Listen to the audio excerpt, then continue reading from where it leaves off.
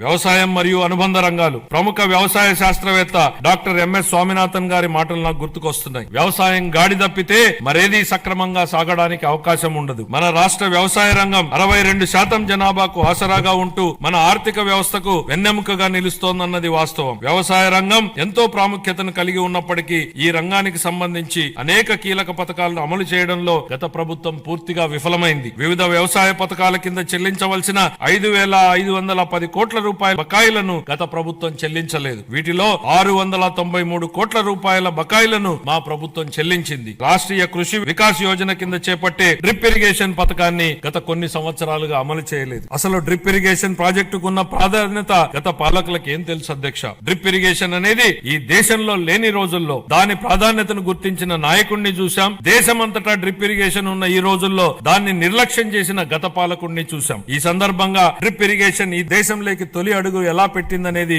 ఈ తరానికి తెలియజెప్పాల్సింది అధ్యక్ష. డ్రిప్ ఇరిగేషన్ గురించి ఎవరూ ఆలోచన చేయని 90వ దశకంలో ఇజ్రాయెల్ టెక్నాలజీని రాష్ట్రానికి తేవాలన్నారు చంద్రబాబు నాయుడు గారు. అధ్యయనానికి ఇజ్రాయెల్ కి వెళ్లిన కమిటీలో నేను సభ్యుడిగా ఉన్నాను అధ్యక్ష. 3 ఐఏఎస్ అధికారులను నన్ను సభ్యుడిగా ఆ కమిటీలో నియమించారు. నాటి ఉమ్మడి రాష్ట్ర ముఖ్యమంత్రి చంద్రబాబు గారి సూచనల మేరకు దాన్ని అధ్యయనం చేసి అందించిన నివేదిక ఆధారంగా దేశంలోనే తొలిసారిగా ఉమ్మడి రాష్ట్రంలో డ్రిప్ ఇరిగేషన్ పైలట్ ప్రాజెక్ట్ ప్రారంభించారు. దీనిపై నాటి కాంగ్రెస్ పార్టీ అవహేళన చేసింది. ఆ తర్వాత డ్రిప్ ఇరిగేషన్ పై జాతీయ స్థాయిలో వేసిన టాస్క్ ఫోర్స్ కు ఆయనే నేతృత్వం వహించారు. ఇవాళ డ్రిప్ లేని రాష్ట్రం లేదు, డ్రిప్ లేని పొలం లేదు. What Chandrababu Naidu thinks today the nation thinks tomorrow అనడానికి ఇంతకన్నా ఏ నిదర్శనం కావాలని అడుగుతున్నా అధ్యక్ష. ఇలాంటి డ్రిప్ ఇరిగేషన్ ను గత ప్రభుత్వం పూర్తిగా నిర్లక్ష్యం చేసింది. కేంద్ర ప్రభుత్వం డ్రిప్ ఇరిగేషన్ పథకం కోసం విడుదల చేసిన 616 కోట్ల రూపాయలను దారి మళ్లించింది. మా ప్రభుత్వం ఏర్పడిన తర్వాత డ్రిప్ ఇరిగేషన్ కోసం 176 కోట్లను విడుదల చేసి అదనంగా 85,000 హెక్టార్లను డ్రిప్ ఇరిగేషన్ కింద తీసుకురావడానికి మా ప్రభుత్వం అనుమతులిచ్చింది.